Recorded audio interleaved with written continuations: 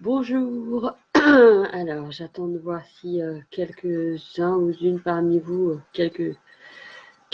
voilà, certaines ou certains viennent se connecter pour avoir mon nouveau live.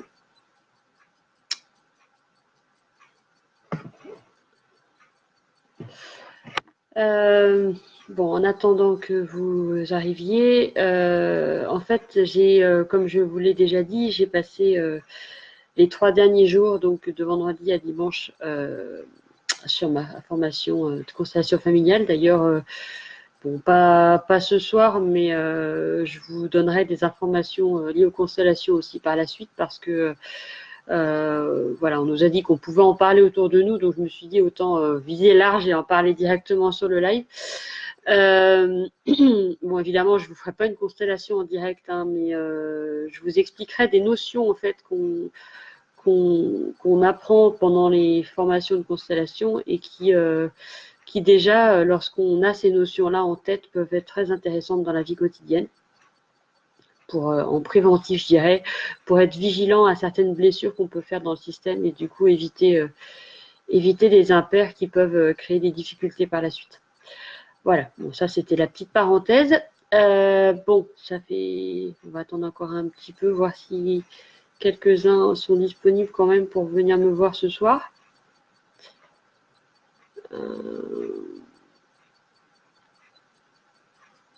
Bon, alors en fait, ce soir, j'ai décidé de vous parler d'un cours que j'ai eu il y a pas mal d'années.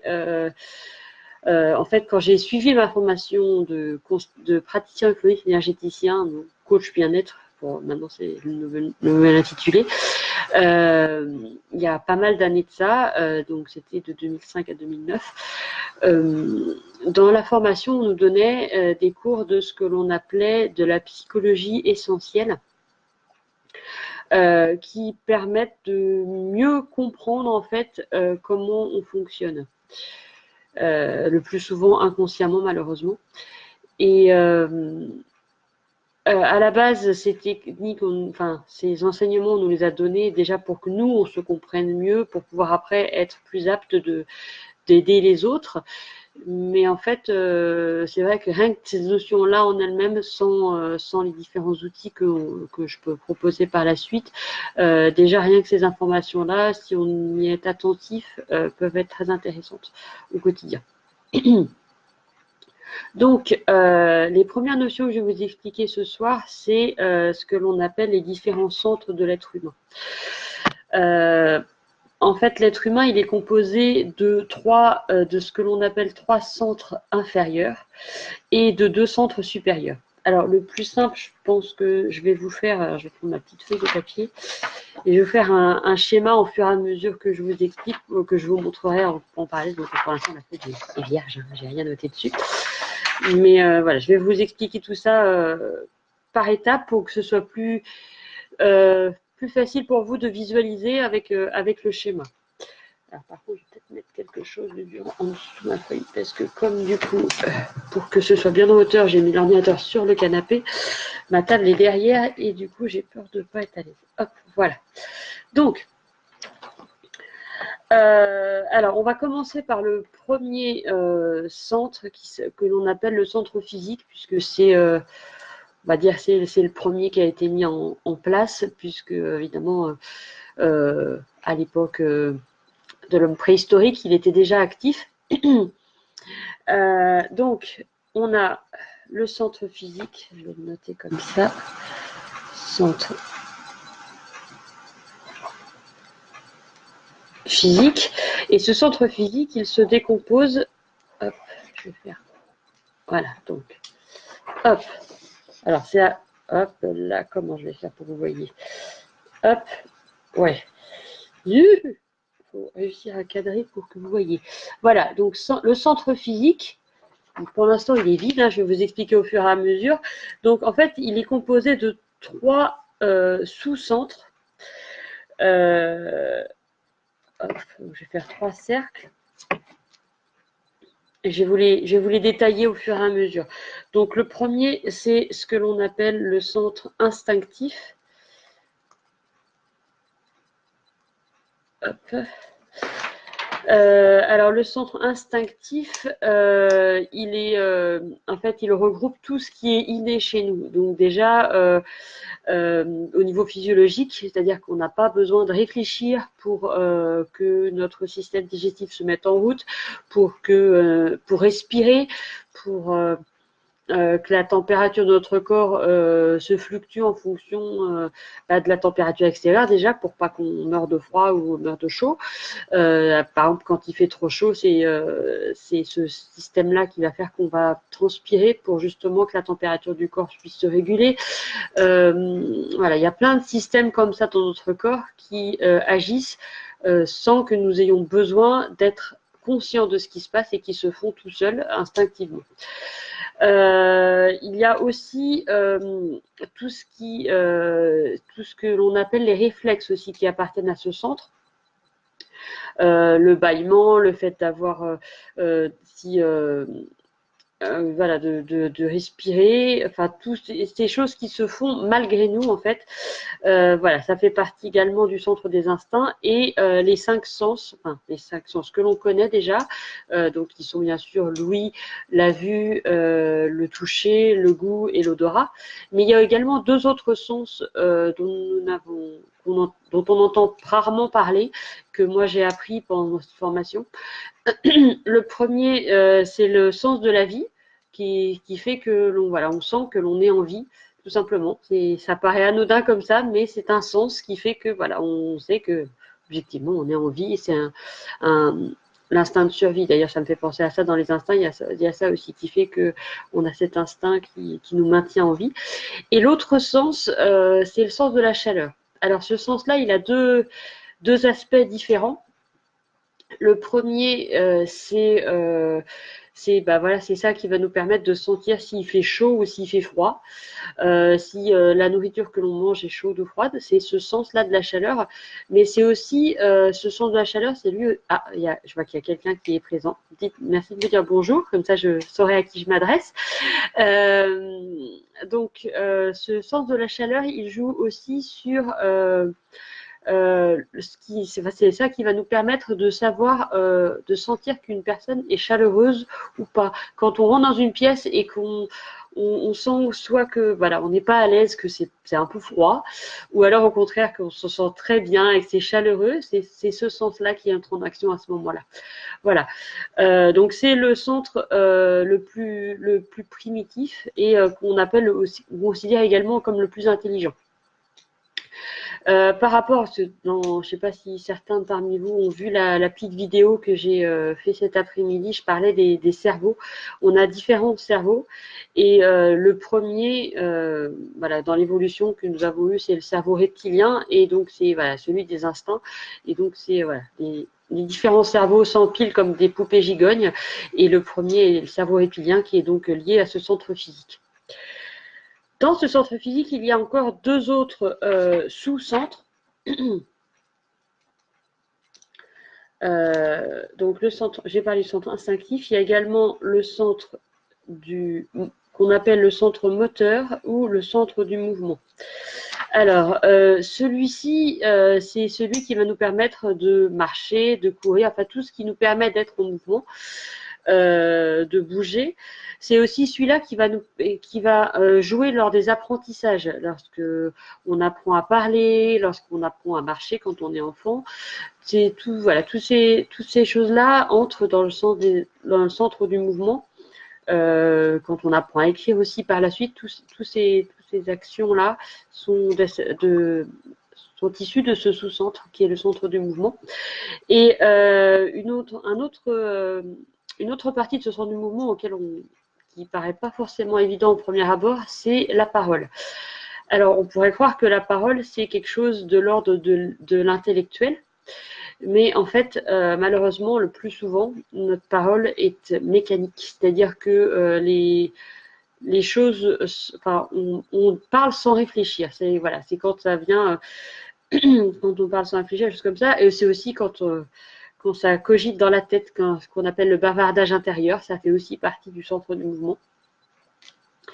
Et il y a également 2 autres sens qui agissent au niveau du centre du mouvement, qui est le sens de l'équilibre et le sens du mouvement. Par exemple, quand on est dans un train et qu'on regarde par la fenêtre et qu'on voit qu'on a, voilà, on a beau être immobile, on sent, on perçoit qu'il y a un mouvement, c'est issu de ce sens du mouvement, du mouvement, c'est ça, du centre moteur, du centre du mouvement. Et donc, ça, c'est le deuxième sous-centre physique. Et le troisième, qui est également très important, qui est le centre sexuel. Alors évidemment, quand on entend centre sexuel, la première chose à laquelle on pense, c'est la procréation, c'est-à-dire le fait de donner la vie, de faire des enfants. Mais le centre sexuel ne se limite pas à ça, c'est-à-dire que créer, en fait, il regroupe tout ce qui est de l'ordre de la création. Donc évidemment, faire un enfant, c'est une création, bien entendu, mais tout ce qui est de l'ordre créatif, en fait, l'énergie sexuelle est une énergie très subtile qui, et c'est cette énergie-là qui va nous permettre de créer des choses, voilà, d'agir en fait, d'avoir des idées, toutes ces choses-là, tout ce qui fait que on va pouvoir créer des choses est issu de cette énergie sexuelle. Et entre autres, on a aussi tout ce qui est les arts en fait, la peinture, voilà, tout ce qui est artistique est issu aussi de cette énergie sexuelle. Voilà. Donc ça c'est le premier centre. Donc je vous remontre mon petit dessin. Hop. Voilà, c'est pas facile. Excusez-moi, j'ai pas l'habitude. Donc on a dit, là, alors attendez que je resitue par rapport à la caméra. Voilà.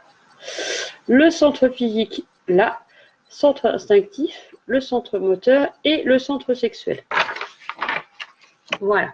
Donc tout ça c'est le premier centre physique. Le deuxième centre inférieur, donc on est toujours dans les centres inférieurs, le deuxième centre inférieur, c'est le centre émotionnel. C'est-à-dire qu'au départ, lorsque l'on était à l'époque de la préhistoire, si je puis dire, il n'y avait que le centre physique. C'est-à-dire que les êtres humains, c'était déjà des êtres humains à l'époque, même s'ils n'étaient pas très évolués,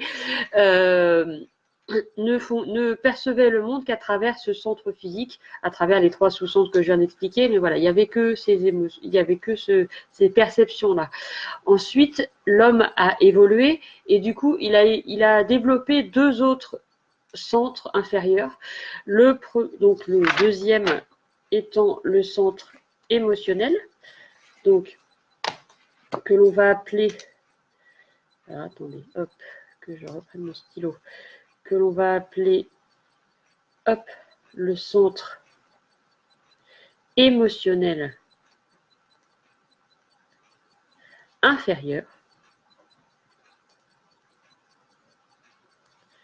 Hop, voilà. Je l'ai. Hop là. J'ai toujours du mal avec cette caméra. Donc je l'ai mis ici, le centre émotionnel inférieur. Alors lui, il est relié au niveau des cerveaux, comme j'expliquais tout à l'heure, il est au niveau du cerveau limbique qui justement gère tout ce qui est émotion.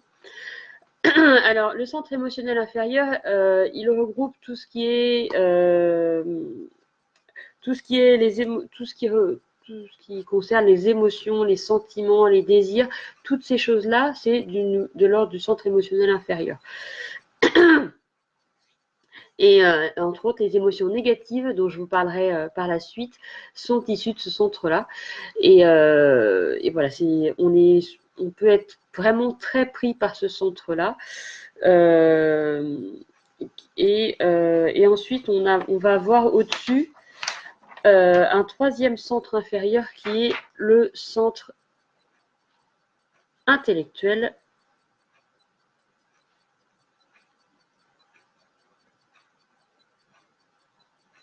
inférieur. Vous verrez après pourquoi je parle d'inférieur à chaque fois. Hop. Donc, alors le centre intellectuel inférieur, c'est tout ce qui est activité pensante, donc les pensées, tout ce qui est représentation intellectuelle, tout ce qui est de l'ordre des concepts également, tout ce qui est toutes les idées en fait qu'on a dans la tête, tout ce qui est de l'ordre de la logique, tout ça c'est le centre intellectuel inférieur, pardon. Et ça c'est en lien avec le troisième cerveau qui est le néocortex, qui est pour le coup celui qui a permis à l'homme d'être capable de penser, tout simplement. Dans ce centre intellectuel inférieur, donc, je regarde mes notes pour voir si j'ai oublié quelque chose. Non, c'est bien ce que je disais. Il y avait donc le centre intellectuel inférieur, c'est tout ce qui est pensée, les représentations, les concepts, les idées, tout ce qui est raisonnement également, les affirmations, les négations.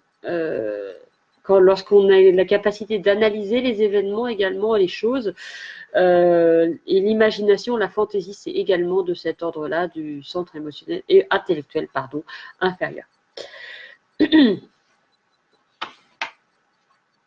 Et, excusez-moi. Et en lien avec ce troisième centre, il y a également d'autres sens, qui est le sens du moi, de l'identité. En fait, c'est moi ou c'est toi. Voilà, c'est un sens qui, chez le jeune enfant, n'est pas encore développé, mais qui se développe petit à petit. Et voilà, il est l'ordre de l'intellectuel. Le sens de la parole également et de la pensée. C'est-à-dire que autant dans le sens physique, la parole était mécanique, et pas forcément consciente. Excusez-moi, j'ai un chat dans la gorge, j'espère que ça vous dérange pas trop. Et mais quand on est au niveau du centre intellectuel inférieur, la sens de la parole est plus justement une parole plus réfléchie pour le coup, et plus tellement plus mécanique comme elle pouvait l'être dans le centre physique. Voilà. Ensuite, donc, comme je vous le disais, le centre émotionnel et intellectuel inférieur sont apparus au cours de l'évolution. Au départ, ils n'étaient pas présents. Donc ça, les trois que je vous ai cités, donc le centre intellectuel, le centre physique, pardon, avec ses trois sous-centres, le centre émotionnel inférieur et le centre intellectuel inférieur, sont les trois centres inférieurs. Maintenant, il y a également deux centres supérieurs. Alors, je vais changer la couleur, je vais le mettre en rouge, tant que en vert sera mieux. Hop. Donc, il y a évidemment un centre émotionnel supérieur.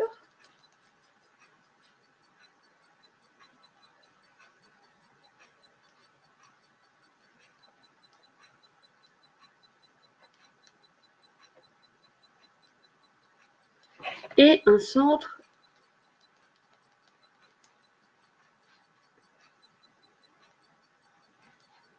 intellectuel supérieur, pardon.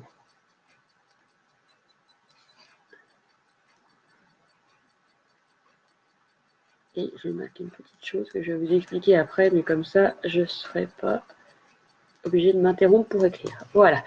Donc, je vous montre mon petit schéma. Hop, toujours pareil sur la caméra. Donc, je ne sais pas si vous le voyez bien à l'image, mais le centre intellectuel supérieur et le centre émotionnel supérieur, je les ai mis en pointillés parce que ces centres-là, ils sont à l'état latent puisqu'ils ne sont pas encore développés chez ce qu'on appelle dans ma formation l'homme ordinaire, c'est-à-dire qu'il n'est pas en chemin. C'est-à-dire que c'est quelque chose qui se travaille en fait pour le développer, qu'on n'a pas naturellement. Et parce qu'en fait, ces deux centres-là appartiennent à une dimension plus spirituelle, plus évoluée, je ne sais pas si c'est le terme, mais en tout cas plus spirituelle que les autres centres.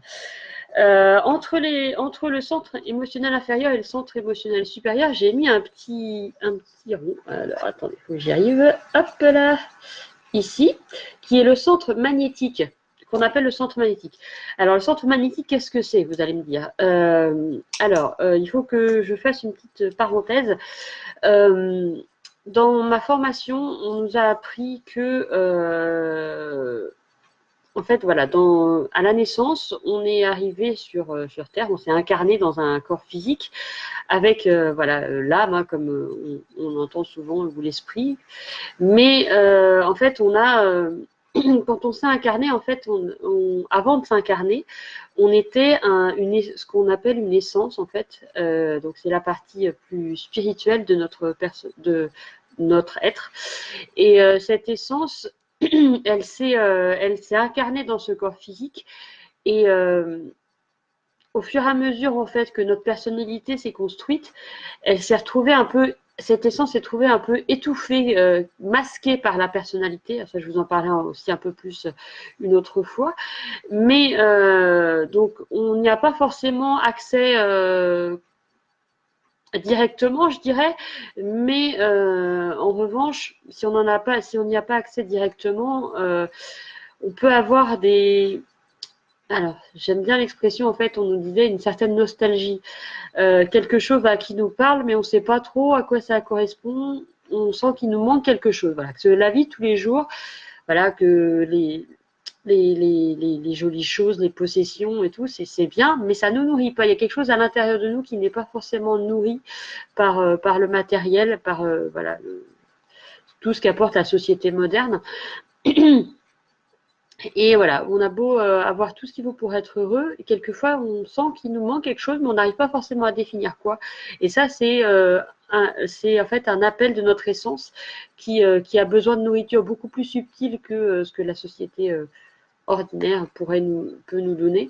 Et du coup, qui nous fait un petit signe par moment. Oh, je suis là, n'oublie pas, et n'oublie pas de me nourrir. Et voilà, je vais vous donner au fur et à mesure des différents lives, parce que je vous expliquerai peut-être pour tout aujourd'hui, mais comment nourrir cette essence et ce qui fait que, voilà, par moment, on sent qu'il nous manque des choses. Et donc, cette essence, c'est ce qui, dans mon schéma, ce qu'on appelle le centre magnétique. C'est ça, justement, qui va faire qu'on va avoir voilà, qui fait que il nous manque quelque chose. On sent qu'on n'est pas, voilà, cette partie-là, elle n'est pas complètement développée, mais elle ne demande qu'à être développée. Et du coup, c'est ça qui va nous amener petit à petit à développer le centre émotionnel supérieur et le centre intellectuel supérieur. Voilà. Bonjour David. Voilà, donc bon, tu arrives à la fin, il faudra que tu vois le live. Donc les trois informations que je voulais vous dire par rapport à ça, c'est que ces trois centres, c'est aussi par ce biais-là qu'on va percevoir le monde extérieur. C'est-à-dire que, c'est ça qu'elle va vous faire un petit travail à faire. En fait, les événements auxquels vous êtes confrontés dans la vie de tous les jours, vous allez les appréhender par l'un de ces trois centres. C'est ce qui va dominer, en fait. Qui va permettre par la suite de vous parler des énéatypes. On en parlera une autre fois. Donc, il y a le type physique qui, lui, va vouloir, par exemple, je prends l'exemple, on voit un bel arbre, on se promène dans la nature, on voit un bel arbre. Le type physique, lui, tout ce qu'il va voir, c'est que, par exemple, c'est un pommier et qu'il a envie de grimper à l'arbre et de manger les pommes. Voilà, ça passe par le physique, par le fait de manger, d'apprécier, le fait de grimper aussi. Voilà. Ensuite, il y a le type émotionnel qui, lui, va chercher qui va être plus dans l'observation de la beauté de la couleur des feuilles, le coucher de soleil, par exemple, qui est derrière. Voilà, la beauté de cet arbre avec l'écorce de l'arbre, voilà, je cherchais le mot. Enfin voilà, c'est cet aspect-là qui va le frapper en premier. Après, il va peut-être essayer de manger une pomme, parce qu'après tout, voilà. Mais c'est pas ça qui va apparaître en premier chez l'émotionnel. Et l'intellectuel, lui, il va chercher à savoir quelle sorte d'arbre c'est, quel âge il a, peut-être en regardant au niveau décidément, j'ai du mal à trouver mes mots. De couper une branche d'arbre et de voir quel âge il a en regardant les ronds, je trouve plus le mot, où il va essayer d'étudier les différents insectes qui sont sur l'arbre. Enfin voilà, l'intellectuel, il va chercher plus à comprendre et être plus par la connaissance. voilà, c'est la première porte d'entrée pour découvrir son environnement.